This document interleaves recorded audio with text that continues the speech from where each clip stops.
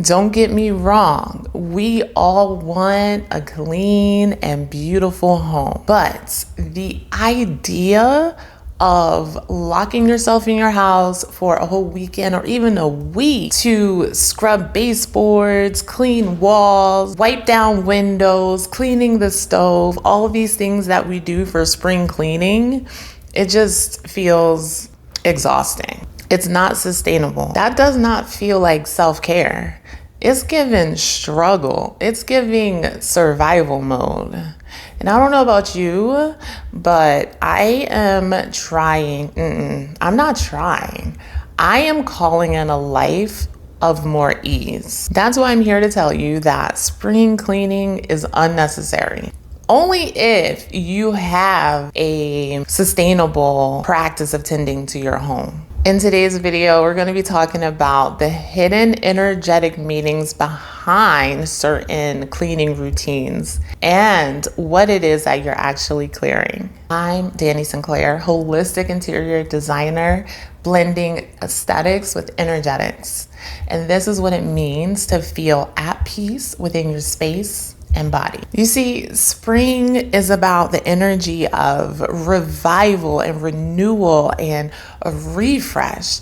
That's the energy that you're calling in, not exhaustion and struggle in survival mode. So instead of draining yourself by wiping down every surface and every corner of your home, begin to ask yourself, what is this energy that I'm trying to call in? And how can I use my home as a means to invite in this new energy? That shift from performance to presence is what makes your home a sanctuary. And when you begin to view cleaning as an energetic ritual more than just a chore, you begin to look at your space more mindfully. And even something as simple as cleaning the window is going to take on new meaning. Let's talk about it. Windows represent clarity and vision and fresh perspectives. I don't wait to any particular season to clean my windows. You know when I clean my windows? When I notice that they're dirty. So if your windows are foggy or dirty, then that is your home sending you a signal that, hey, there might be something that you're not really seeing very clearly. You might need to put forth a little bit more energy and intention into this space. Clean windows open up clarity of the mind and spirit. Without the fog and the distraction and the haze, you are able to view your life with more clarity. It's clarity work. So when your windows are dirty, ask yourself, what is it that I need to see more clearly? What is it that I need to focus on? What is it that I'm not seeing? Dirty windows are usually an indication that things are a little bit distorted in your life and you're not able to see it with a clearer eye. Now let's talk about the baseboards and the corners, because I know those are like the big thing for the spring cleaning. Rightfully so. But again, it's the unseen. It's the avoided. These are areas that are hidden in plain sight, but we're too distracted or busy. It's a kind of a tolling job, right? To have to get on your hands and knees to clean the baseboards. I get it. Dust hides where awareness hasn't been. So tending to these areas brings the unconscious to light. It's what you are intentionally not being aware of. You're intentionally ignoring it.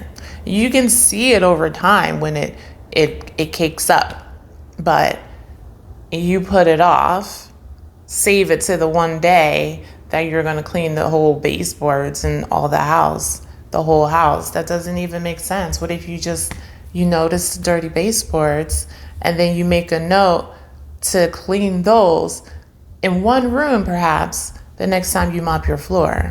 Stagnant energy settles where our attention doesn't go. So it's really important to look at those corners that you haven't touched. They're holding stories of things that need to be released. Sometimes it's grief, sometimes it's resentment, Sometimes it's parts of you that you've left behind. When you clean what's unseen, you meet the parts of you that are asking to be witnessed. Think of your corners as the ultimate shadow work. Because oftentimes when it's something that we don't want to deal with, what do? We push it off into the corners. We'll deal with it later. That's pushing off that energy and storing that energy into the corner for later. So if you're noticing dust, clutter, buildup happening in your corners, ask yourself, what is it that needs attention that I've been avoiding? What parts of me have I not been willing to look at? What parts of myself am I too afraid to look at? So let's talk about doors. Doors are energetic boundaries, and they are a transition, a portal between the outer space and the inner space. Your door is where your energy enters. It is an opening for what you're ready to receive. And that could be good or bad. So you want to ensure that your door is functioning properly, smoothly, it's not sticky, it is clear of clutter, it is welcoming and inviting, but it still holds a very strong boundary. If it's sticky, neglected, or blocked, ask yourself, what is it that is holding me back? What am I ready to welcome in, and what is it that needs to stay out? Cleansing your door is saying to the universe, I am open and I am protected. Let's talk about how the stove is an opportunity for you to bring in wealth and abundance. The stove is sacred. It's the area where you nourish yourself, your family, your dreams, and your money. Don't neglect your stove. Oftentimes we get so busy in the day-to-day that we are not mindful of tending to our stoves. We let it get dirty. We let our stove tops get cluttered. We let the oven get greasy. But if you think about your stove as your money portal, how are you tending to it? If you're calling in money, are you tending to it in the way that you could even handle it? That's something to think about, because a neglected stove often reflects scarcity. Feeling too drained to create, too blocked to receive, too cluttered to hold space for something new. Your stove is the most valuable wealth center in your home. So handle it with care, keep it clean, keep it unobstructed. Treat it like you would if it were a bank. Treat it with love, treat it as a source of money and opportunity. Clean it with care and gratitude. Wipe it clean, light the burners. Thank it for holding your prosperity and your nourishment and your wealth and your abundance. It's not just for your meals, but for the energy that you're ready to cook up into reality. And if your stove is dirty or cluttered or greasy, ask yourself, am I tending to my resources and what feeds me? Now, I know a lot of us out here aren't replacing our air vents and cleaning our air ducts as frequently as we should be. I live in a dusty zone, so we've replaced ours 3 or 4 times a year. You might not need to do it as frequently, but it's definitely something to consider, because your air ducts represents what you are taking in. Think of it like ventilation, breathing, circulation. Your home needs to exhale. But what is it exhaling? What is it circulating? Clearing your vents represents an emotional release, a release of old energy, stagnant energy, and fresh flow. Dusty vents mirror the emotional weight that we've been too busy to process. This is nervous system work. This is breath work. This is life work. This is releasing tension. This is what are you holding on to? If you've ever done breath work, you know how important that release is.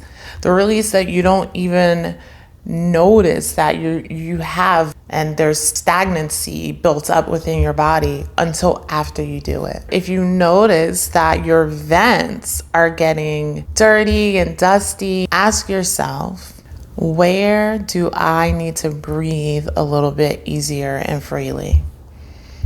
Where can I emotionally release the weight of what I've been carrying? These aren't just chores. Your home is a reflection of you. It's a mirror, mirroring back to you the things that you won't consciously see, the things that you won't consciously pay attention to and bear witness to. It breathes with you. It holds your stories with you. And when you clean with intention, you don't just clear space, you clear emotions, you clear tension, you clear the old versions of yourself that are waiting to be released. They're energetic shifts. So the next time you reach for the rag or the broom, whether it's during spring cleaning or any time of the year, ask yourself, what energy am I being called to shift? What is my home reflecting back to me? What needs to be released? And what am I making space for right now in this moment? This is what it means to design with intention and to design with your energy. It's causing a shift because sometimes your home doesn't just want a deep clean. Sometimes your home and yourself needs a complete energetic shift. If you're ready to begin your journey, head over to my website so we can begin to create your sanctuary makeover. Peace.